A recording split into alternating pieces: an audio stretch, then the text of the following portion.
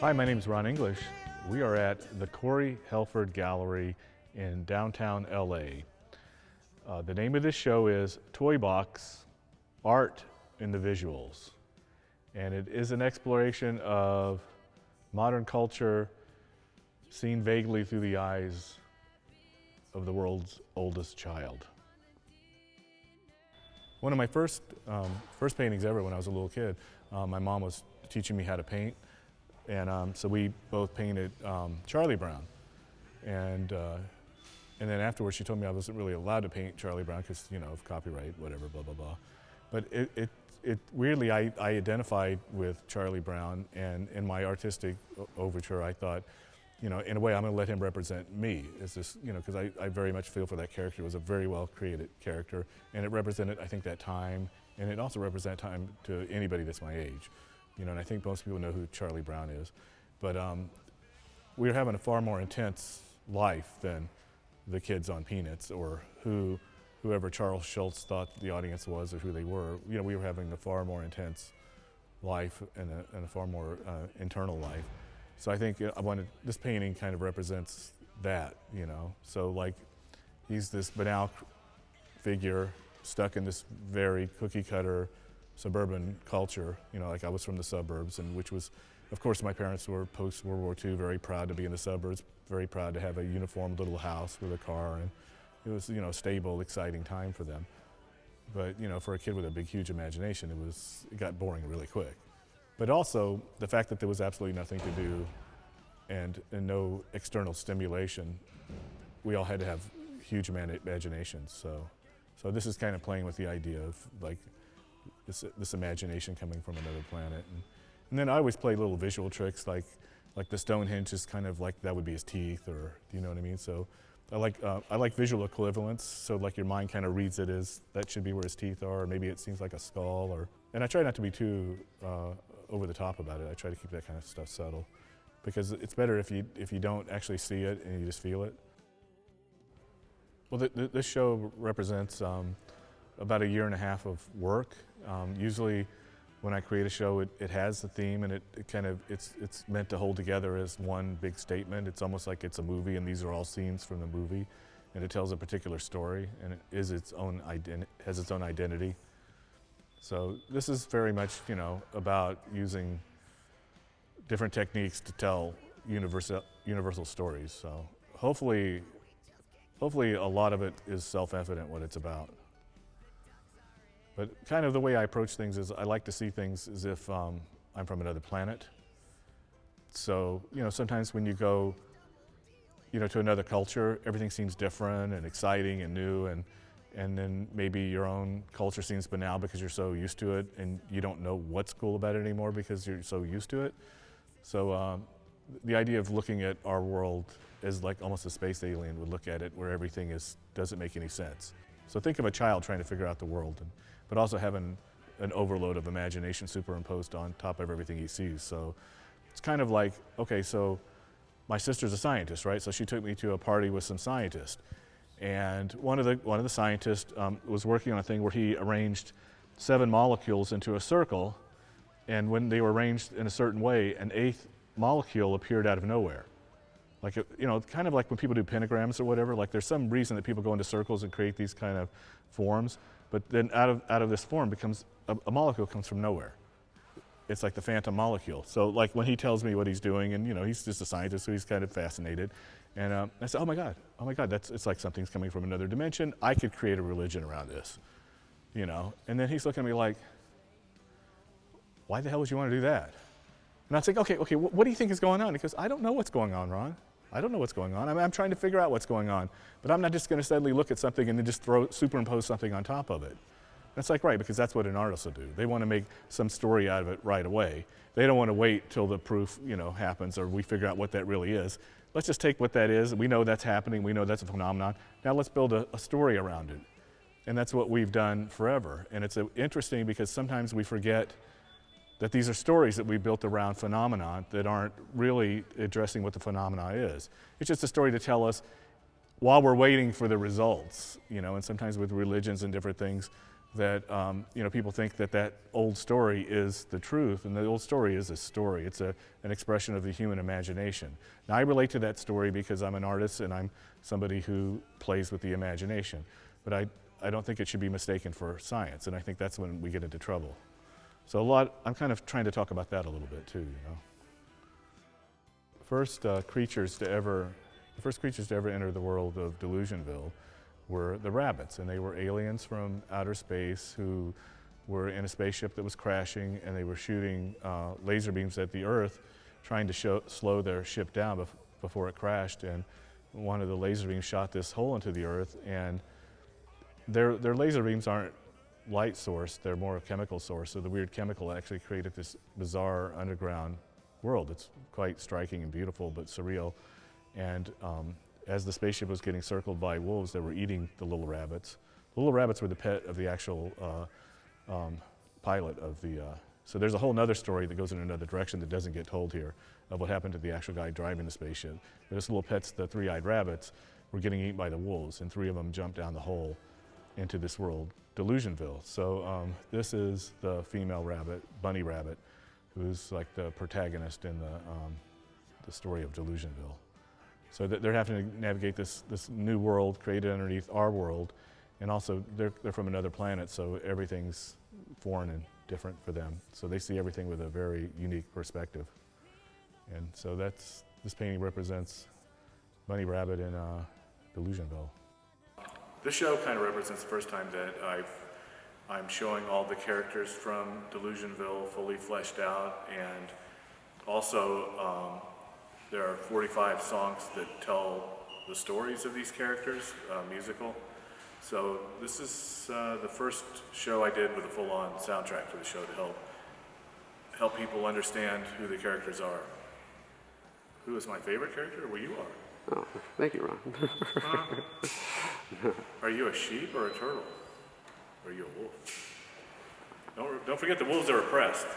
Everybody goes for the wolf till they realize that they're actually getting fucked over in Delusionville. Yeah, I don't have it.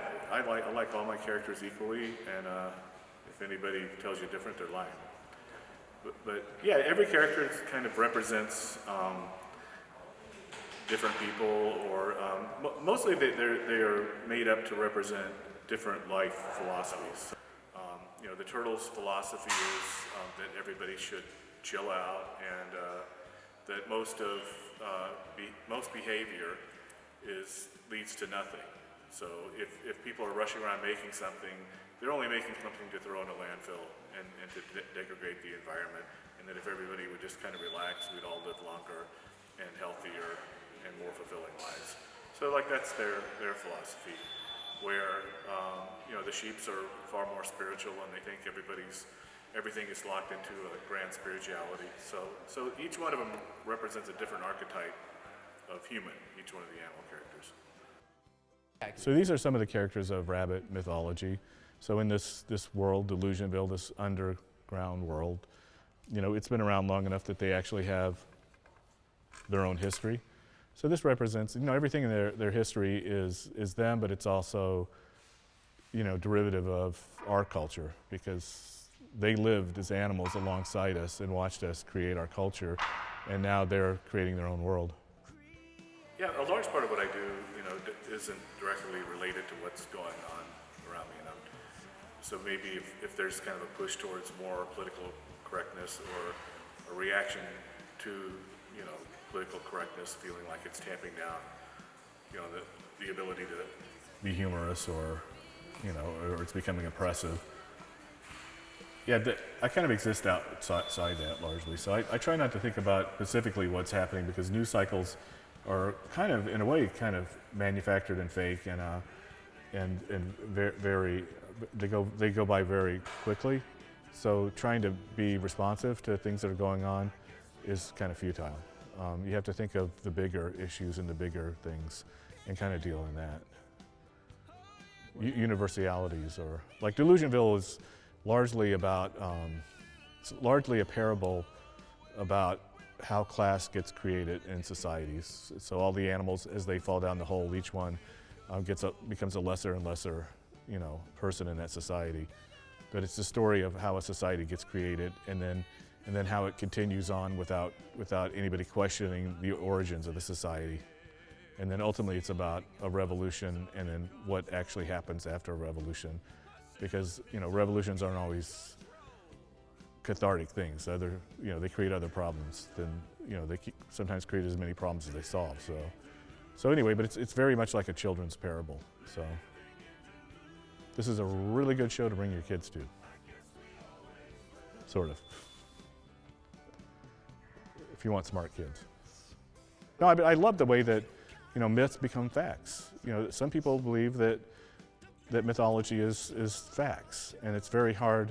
We've gotten very far away from, you know, thinking them as stories or parables or, you know, thinking of them in that way, and we start thinking these are actual hardcore facts. Like, we've mixed up facts and fiction in the last couple of years, and it doesn't seem like people really care which one's which. It's more about emotionality and how I feel about something as opposed to how something actually is. And I think the whole idea of very hard facts is, you know, it's always been around, but, you know, before this period, I think people were a lot more interested in facts and how things actually work, because we were interested in going to the moon or going to Mars, where you can't use a mythology to go to the moon. But I just wanted to make something that was very much like in that moment, you know, because I think a lot of what, you know, an artist's job is to explain what it really feels like to be alive right now, you know. I mean, later they'll have the artifacts of what happened now, but they won't have as much of what did an actual human caught in this.